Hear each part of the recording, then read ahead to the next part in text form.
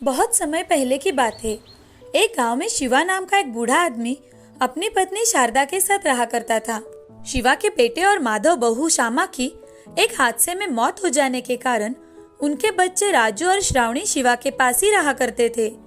दोनों भी अपने पोता और पोती का अच्छे से ख्याल रखा करते थे, मगर पर्याप्त पैसे ना होने के कारण शिवा को घर का गुजारा करना बहुत ही मुश्किल हो रहा था। एक दिन शारदा शिवा से, अजी सुनते हो, हमारे घर का राशन खत्म हो रहा है, हमें जल्दी ही राशन लाना पड़ेगा। तुम चिंता मत करो, मैं कुछ न कुछ करता हूँ।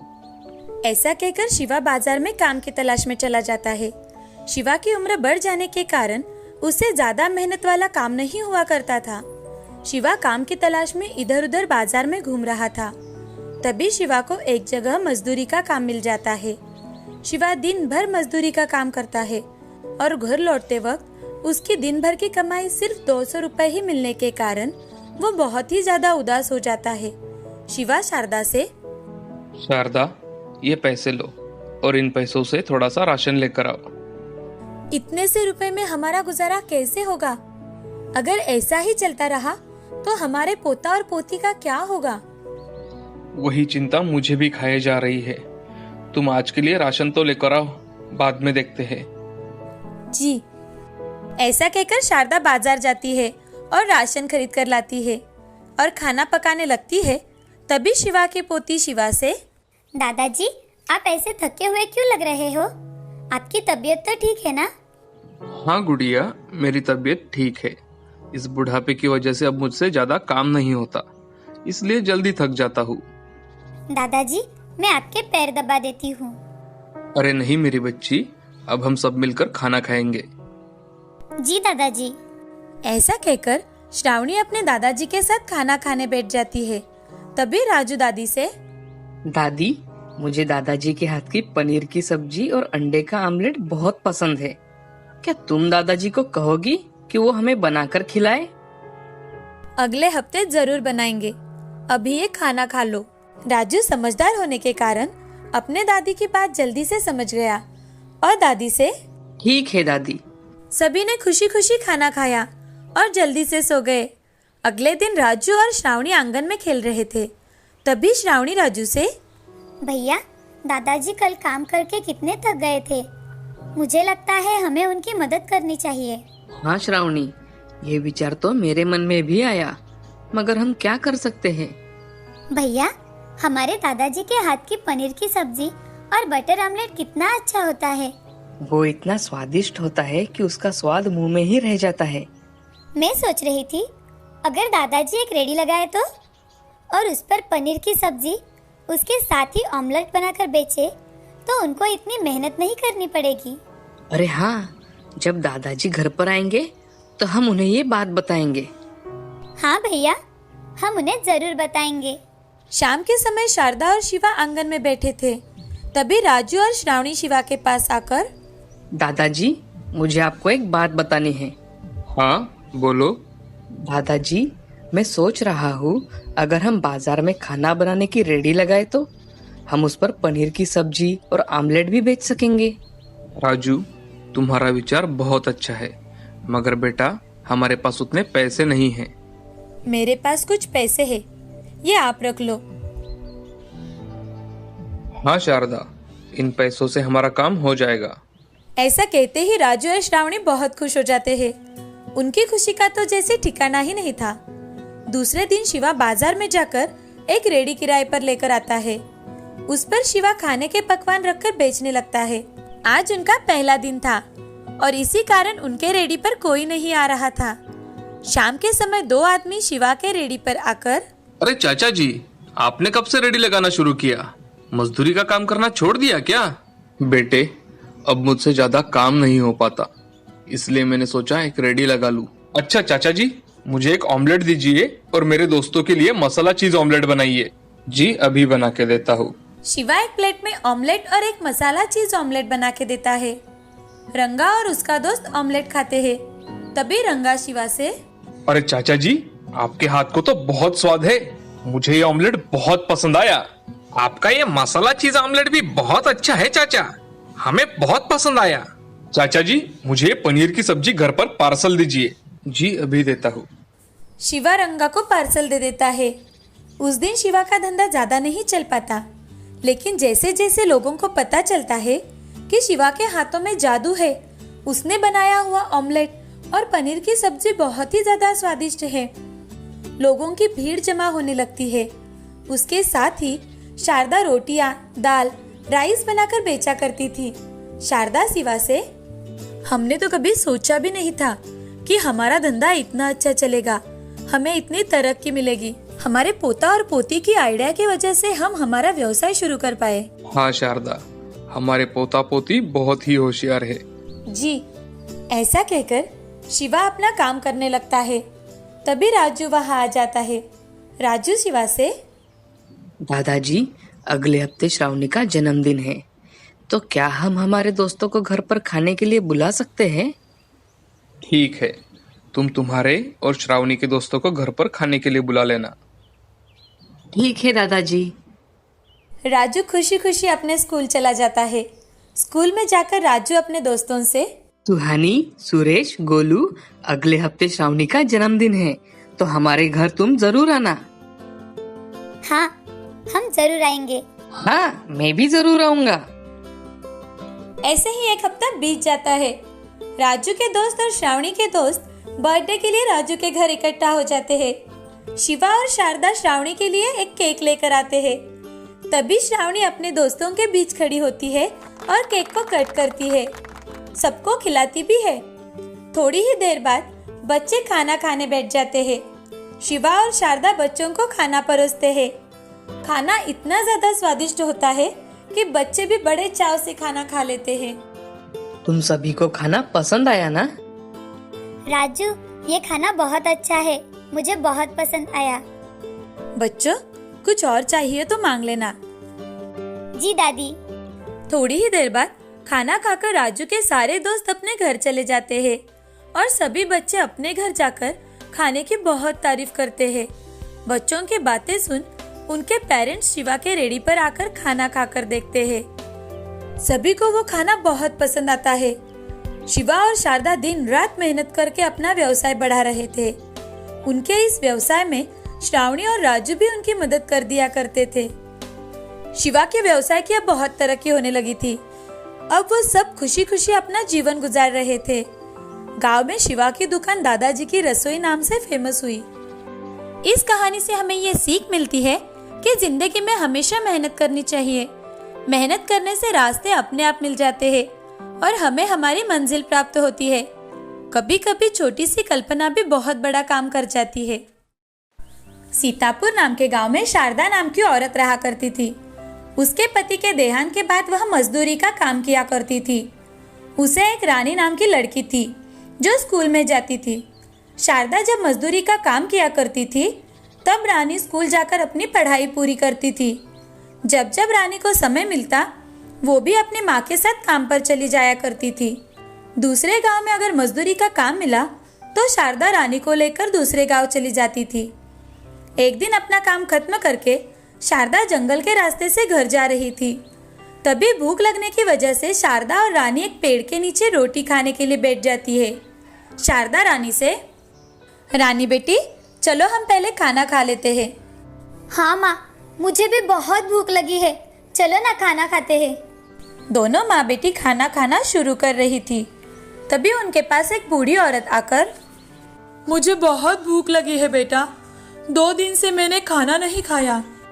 आइए माँ जी, हमारे साथ खाना खा लीजिए। ऐसा कहकर शारदा बूढ़ी औरत को 2 रोटियां दे देती है। बूढ़ी औरत भूखी होने की वजह से वह 2 रोटी झट से खा लेती है। तभी बूढ़ी औरत, मुझे और भूख लगी है, मुझे और खाने को दो।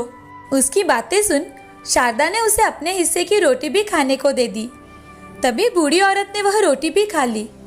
यह देख रानी बूढ़ी औरत से, दादी जी, लगता है आपको बहुत भूख लगी है, ये लीजिए, मेरे हिस्से की रोटी भी आप ही खा लीजिए। ऐसा कहकर रानी ने भी अपनी रोटियां बूढ़ी दादी को दे दी। बूढ़ी दादी ने रानी के हिस्से की रोटी भी खा ली। तभी बूढ़ी दादी शारदा से, क्या तुम्हारे पास इतनी ही रोटियां थी? देखिए माँ जी, मैं काम खत्म करके घर जा रही थी। हमने रास्ते में खाने के लिए सिर्फ 6 ही रोटियां लाई थी। अब खाने के लिए कुछ भी नहीं बचा। अगर आपको बहुत भूख लगी है तो माँ जी आप हमारे साथ हमारे घर चलो। मैं आपको हर रोज आपको जितनी रोटियां चाहिए उतनी बनाकर खिलाऊंगी। क्या तुम सच में मुझे जितनी रोटियां चाहिए उतनी बनाकर खिलाओगी? अपनी जबान से बदलना नहीं, समझी? माँ जी मैं आपको जबान देती हूँ, आपको जितनी रोटियां चाहिए उतनी मैं आपको बनाकर खिलाऊंगी। बूढ़ी औरत उसकी बातें सुन जोर जोर से हंसने लगी और उसने एक बड़े राक्षस का रूप धारण कर लिया।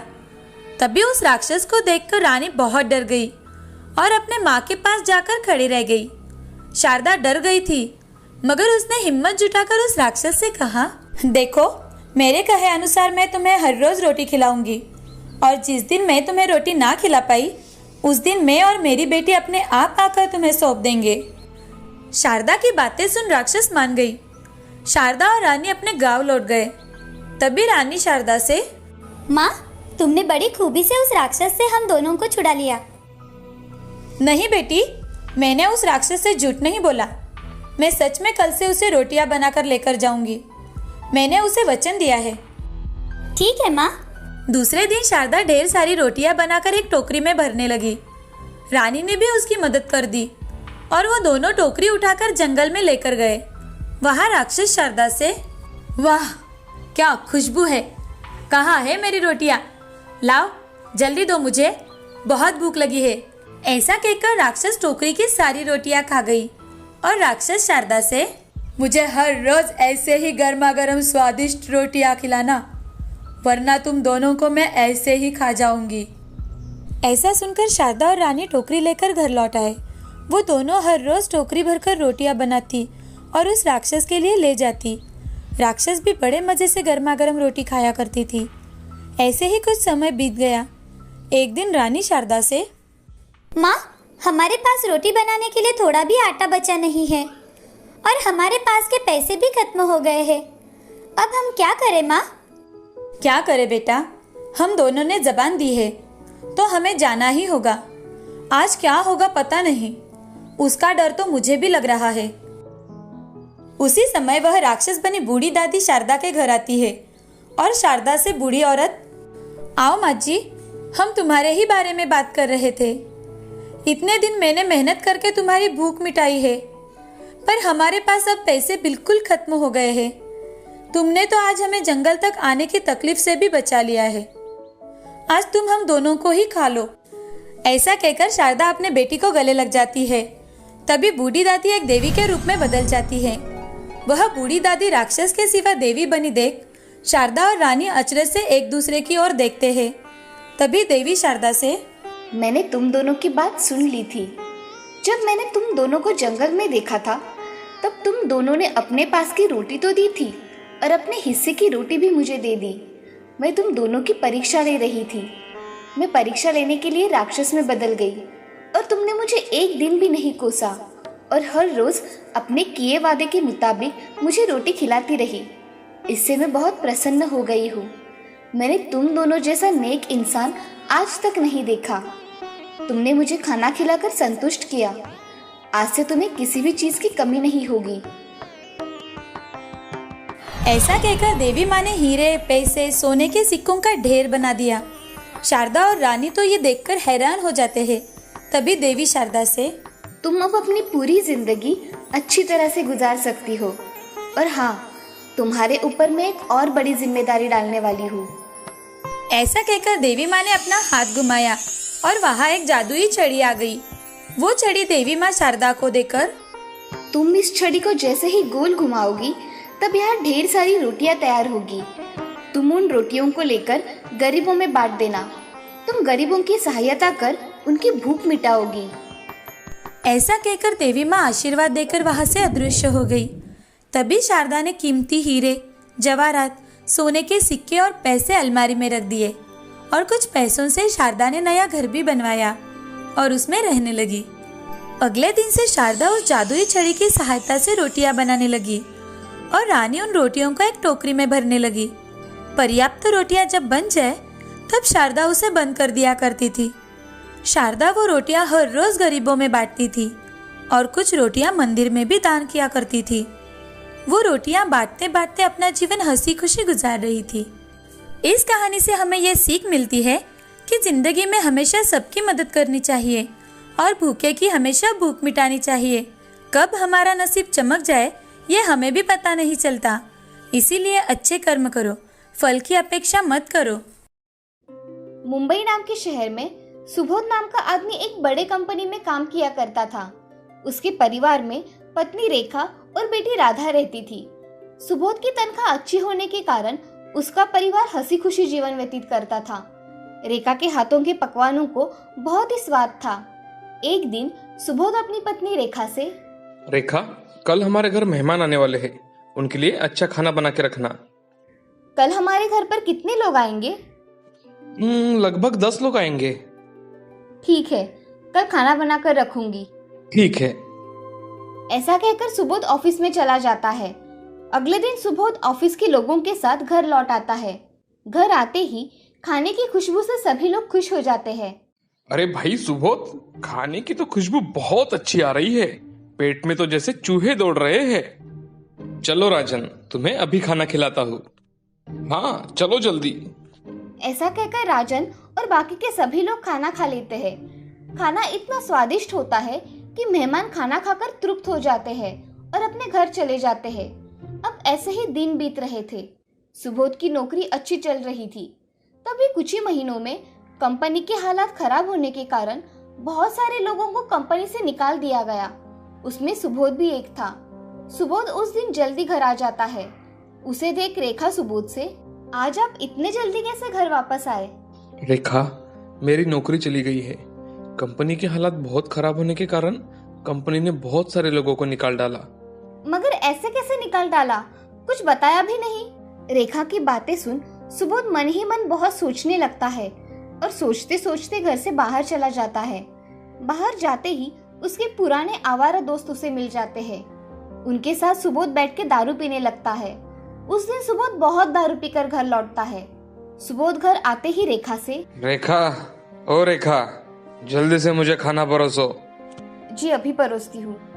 ऐसा कहकर रेखा सुबोध को खाना परोसती है। सुबोध खाना खाकर सो जाता है। अब ये हर रोज होने लगा था। जब से सुबोध की नौकरी गई थी तब से सुबोध ने पीना शुरू कर दिया था। वो घर में से पैसे लेकर जाया करता था। रेखा उसे रोकने की कोशिश करती तो सुबोध उसे मारपीट किया करता था। एक दिन घर का सारा राशन खत्म हो जाने के कारण घर में खाने के लिए कुछ भी बचा नहीं था। ये देख रेखा बहुत चिंतित हो जाती है। वो मन में सोचती है, अगर मैं कुछ काम धंधा करके पैसे कमाऊं तो मेरी गृहस्थी अच्छी चलेगी, खाने के लाले तो नहीं पड़ेंगे। ऐसा सोचकर रेखा सुबह उठकर कुछ मिठाइयाँ बनाती है और उसे टोकरी में डाल के बाजार में बेचने चली जाती है। उसकी मिठाइयों की खुशबू से बहुत से लोग उससे मिठाइयाँ खरीद लेते हैं। रेखा की सारी मिठाइयाँ बेची जाने के कारण वो बहुत खुश हो जाती है। तभी उसकी दोस्त हेमा उसे मिलती है। हेमा रेखा से, अरे रेखा, तुम यहाँ बाजार में क्या बेच रही हो? मैं यहाँ मिठाइयाँ बेच रही हूँ हेमा। रेखा, तुम अचानक से मिठाइयाँ क्यों बेच रही हो? सुबोध भाई साहब की तो अच्छी खासी नौकरी है, फिर भी तुम ये काम क्यों कर रही हो? उनकी नौकरी चली गई और घर में खाने के लाले पड़ने लगे थे, इसीलिए मैंने मिठाइयाँ बनाना शुरू कर दिया। अच्छा, मुझे पता नहीं था रेखा। वैसे तुम्हारे हाथ की मिठाइयाँ तो बहुत स्वादिष्ट होती है। मुझे भी देना 1 किलो मिठाई। हाँ, अभी देती हूँ। ऐसा कहकर रेखा हेमा को मिठाई देती है। हेमा मिठाई लेकर घर चली जाती है। रेखा भी मिठाई लगभग बेची जाने के कारण घर लौट आती है। अब घर आते ही रेखा पैसे गिनती है और मन में, इसमें से कुछ पैसे अलग निकाल के रखती हूँ, राधा बड़ी होने के बाद काम में आएंगे। ऐसा कहकर रेखा कुछ पैसे एक गुल्लक में डाल के बाकी के पैसे अपने पास रख देती है। उस दिन भी सुबोध को पैसे चाहिए थे। उसे घर के एक जगह में पैसे दिखाई देते हैं। तभी उसने वो पैसे लिए और दारू पीने जा रहा था। तभी रेखा सुबोध से, अजी आप ये क्या कर रहे हो? आप ऐसे पैसे खर्च करेंगे तो हम खाएंगे क्या? चल हट, मुझे जाना है, मेरे दोस्त मेरा इंतजार कर रहे हैं। ऐसा कहकर रेखा को सुबोध धक्का देकर नीचे गिरा देता है। वो जमीन पर गिर जाती है। ये देख राधा उसके पास चली आती है। माँ, तुम्हें पिताजी ने ऐसे धक्का क्यों दिया? राधा, मेरा ही ध्यान नहीं था, इसीलिए मैं गिर गई। चलो हम खाना खा लेते हैं। हाँ माँ, चलो। ऐसा कहकर राधा और रेखा घर में चले जाते हैं। घर में जाकर राधा और रेखा खाना खा लेती है। खाना हो जाने के बाद दोनों सो जाती है। उस दिन से सुबोध को जुआ खेलने की आदत पड़ गई। उसकी वजह से सुबोध ने सारे पैसे गंवा डाले और उसने खुद का रहने का घर भी वहाँ पे बेच डाला। नशे की हालत में वो क्या करता उसे कुछ भी समझ में नहीं आता था। अब एक दिन एक आदमी उसके घर आकर, अरे सुबोध, ये घर खाली करो भाई, और कितने दिन रहोगे मेरे घर में? आप ये क्या कह रहे हो भाई साहब? हमारे ही घर से हमें ही निकलने के लिए कह रहे हो? बहन जी, ये घर मेरा है। तुम्हारे पति ने मेरे नाम पे करवा दिया है ये घर। तुम्हारे पति ने इसके बदले में मुझसे पैसे लिए थे। जुए में हार गया होगा तुम्हारा पति वो पैसे। रेखा ये सब सुन चुप हो जाती है और उस आदमी से, मुझे माफ कर दीजिए, मुझे पता नहीं था कि मेरे पति ने ये घर भी बेच डाला। मुझे कल तक का समय दीजिए, मैं आपका घर खाली कर दूंगी। ऐसा कहकर रेखा घर में चली जाती है। उसकी आंख में से आंसू बहने लगे थे। अगले ही दिन रेखा अपना सामान लेकर घर छोड़कर चली जाती है। अब ये सब उसकी सहेली सुषमा देख रही थी। दोनों में गहरी दोस्ती थी। सुषमा रेखा से, अरे रेखा, तुम ये सब सामान लेकर कहाँ जा रही हो? हम ये घर छोड़ के जा रहे हैं। अब ये घर हमारा नहीं है। तुम कहाँ जा रही हो रेखा? वो पता नहीं सुषमा, सिर्फ ये घर खाली करवाना है। रेखा, तुम चाहो तो तुम मेरे घर में किराए से रह सकती हो, अगर तुम्हें ठीक लगे तो। सुषमा, मेरी तो बहुत मदद हो जाएगी अगर मैं तुम्हारे यहाँ पे किराए पे रहूंगी तो। ठीक है, तो फिर चलो मेरे घर। हाँ। ऐसा कहकर रेखा सुषमा के साथ उसके घर चली जाती है। अब रेखा, सुबोध और राधा अच्छी तरह से उस घर में रहने लगे थे, मगर घर की जिम्मेदारी रेखा के सर पर आने की वजह से रेखा को काम करना पड़ता था। अब रेखा बहुत सारी मिठाइयाँ बनाती और बाजार में जाकर बेचा करती थी। इन सब में राधा अब बड़ी हो गई थी। राधा अब अपनी माँ का हाथ बटा दिया करती थी। ये सब देख रेखा बड़ी खुश हुआ करती थी, मगर उसे उसकी बेटी की शादी की चिंता थी। इसीलिए रेखा थोड़े थोड़े जमा किए हुए पैसे बेटी की शादी के लिए रखती थी। मगर एक दिन सुबोध का एक्सीडेंट हो गया। सुबोध का अस्पताल में बहुत बड़ा ऑपरेशन हुआ। उसमें रेखा ने जमा किए हुए सारे पैसे खर्च हो गए, मगर सुबोध बच न सका।